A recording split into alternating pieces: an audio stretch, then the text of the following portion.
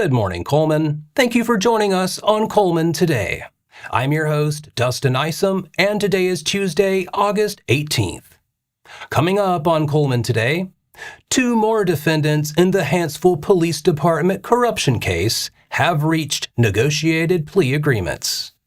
Plus, James Michael Doss has been transferred to state prison to serve a 325-year sentence for 12 child sex crimes. And Cullman County Animal Shelter officials explain why leaving an animal outside the shelter is abandonment, not a legal surrender. All this plus your sports, weather, 4 and 4, and more. So now let's take a closer look at the top stories happening in Cullman today. 2 more defendants charged in the Hanceville Police Department corruption case have reached plea agreements with state prosecutors, bringing the total to 4 of the 6 people indicted. Former Hanceville Reserve Officer Eric Michael Kelso and his wife Donna Reed Kelso filed motions Friday asking Cullman County Circuit Court to schedule hearings where they can formally enter negotiated pleas. The agreements have not been made public, so it is not known which charges they intend to plead to, whether any counts would be dismissed, or what sentences prosecutors may recommend. Their filings follow similar motions from former Hanceville Police Chief Jason Shane Marlin and former Officer Jason Scott Wilbanks, who are scheduled to appear in court tomorrow. Eric Kelso faces 6 drug distribution and conspiracy counts involving anabolic steroids, Adderall, and hydrocodone. Donna Kelso faces 4 distribution and conspiracy counts involving anabolic steroids. Marlin faces 2 counts of failure to report an ethics crime and 1 count of tampering with physical evidence. Wilbanks faces 7 counts involving computer tampering, use of office for personal gain, evidence tampering, and solicitation of controlled substances. Former officers Cody Allen Kelso and William Andrew Shellnut are the remaining 2 defendants. No plea agreements had been publicly reported in their cases as of Friday. The 6 were indicted in February 2025 following an investigation that began after Hanceville Police Dispatcher Christopher Michael Willingham was found dead inside department headquarters in August 2024.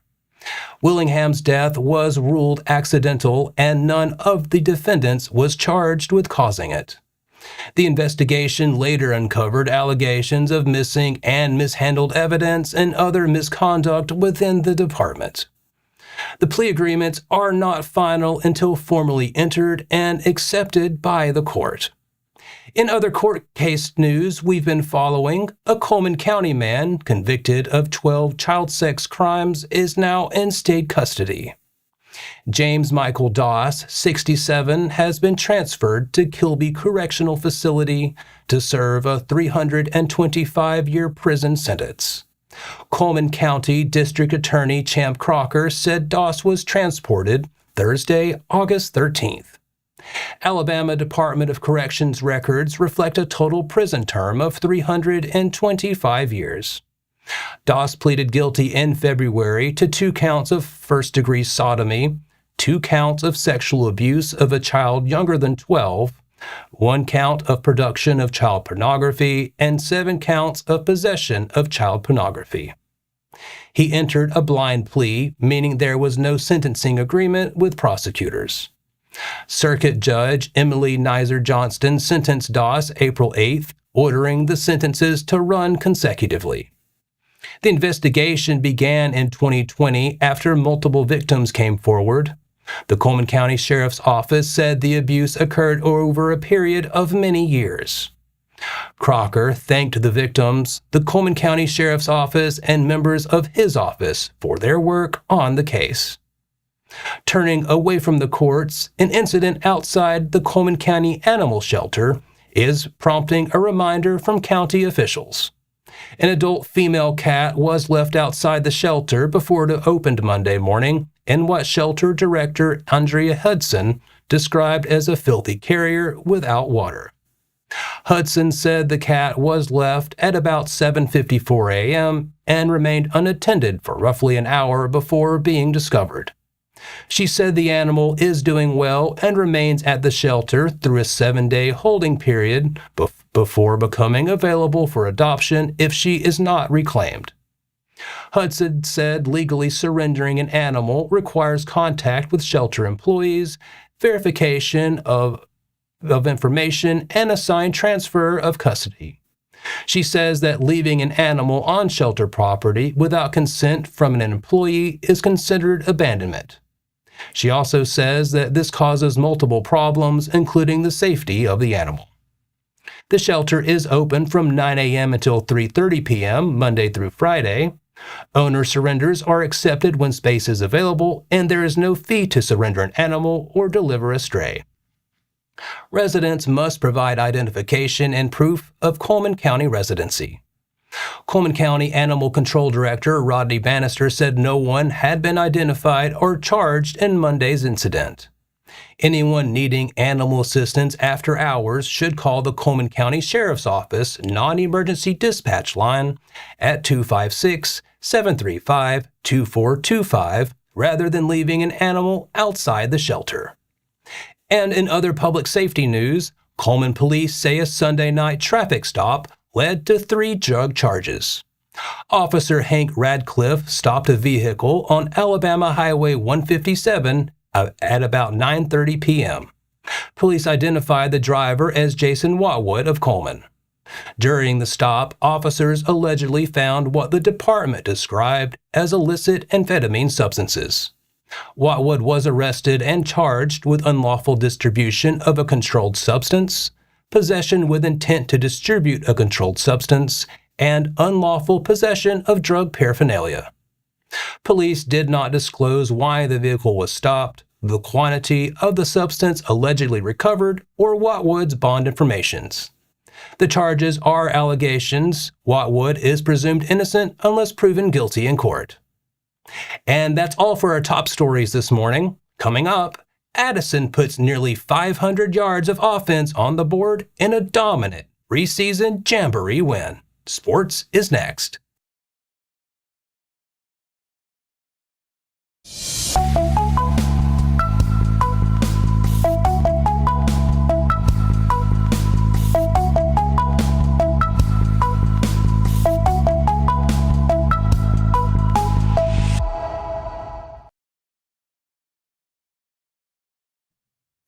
Welcome back.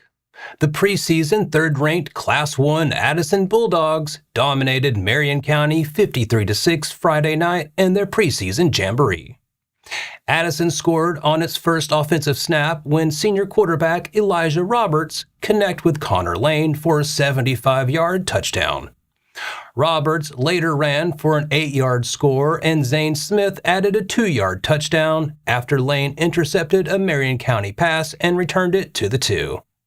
Marion County scored its only touchdown late in the first quarter, but Addison answered immediately with a 70-yard touchdown pass from Roberts to Ben Bridges. Roberts later found Tanner Gaither for a 44-yard touchdown on 4th and 20. On the final play of the first half, Scout Flynn added a 56-yard receiving touchdown to give Addison a 41-6 halftime lead. The Bulldogs added 2 more rushing touchdowns in the second half to close out the 53-6 win. Unofficially, Addison piled up 499 yards of offense while holding Marion County to 154. Roberts finished a perfect 8-for-8 passing for 261 yards and 3 touchdowns. Zeke Wiggins added 65 passing yards and a score. Smith led the rushing attack with 57 yards and 2 touchdowns on 4 carries. Lane led the receivers with 4 catches for 105 yards and a touchdown. Defensively, Nick Hale led Addison with 4 tackles, while Lane added an interception. Addison opens the regular season Friday on the road against rival Winston County. Coming up after the break, the community prepares to remember Tabitha Franklin 17 years after her disappearance. A Cullman police officer completes advanced crisis negotiation training, and anglers get new options at Duck River Reservoir.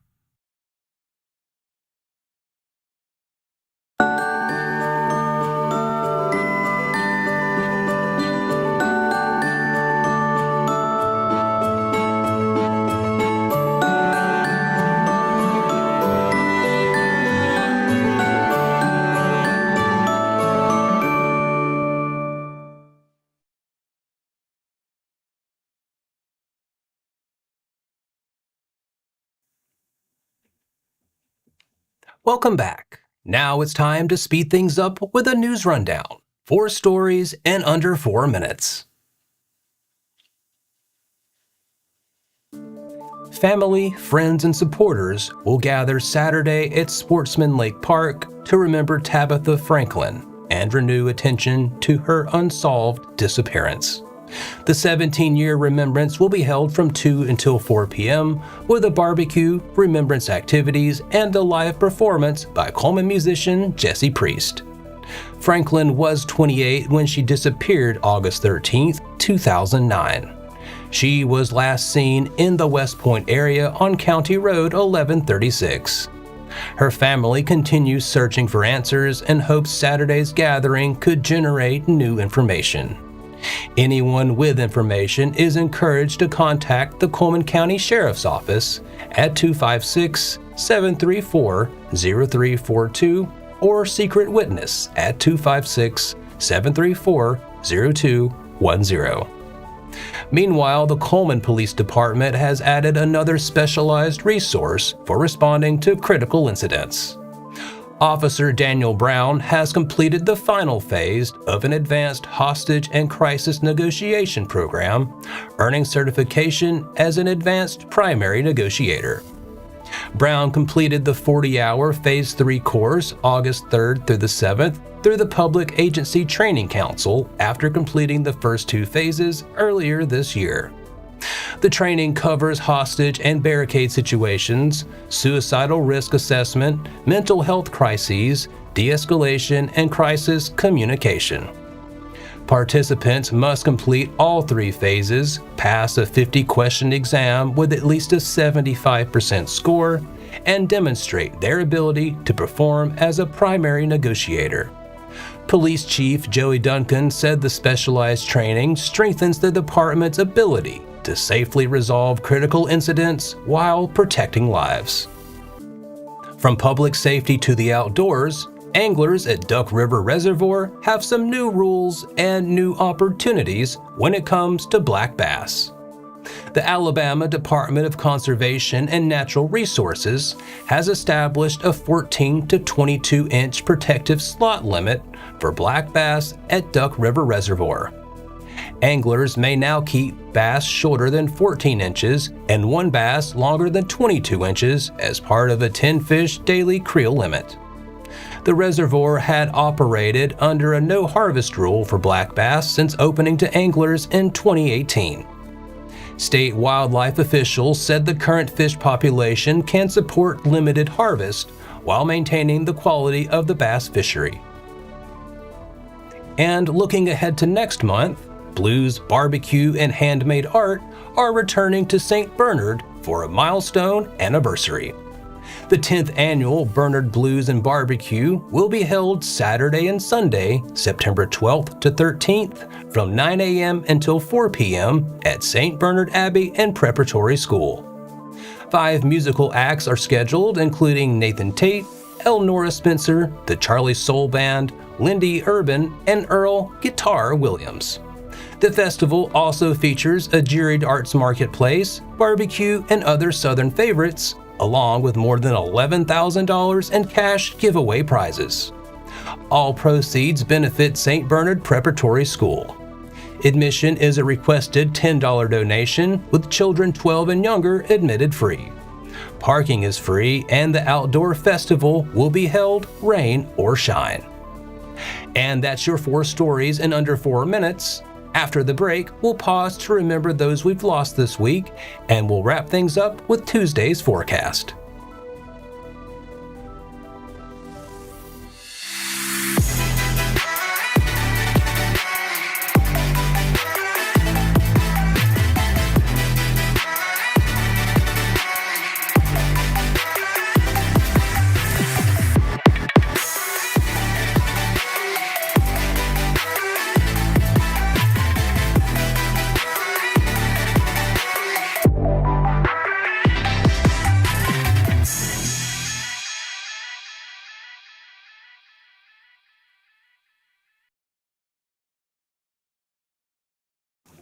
Let's take a moment to pause and remember those we've lost this week.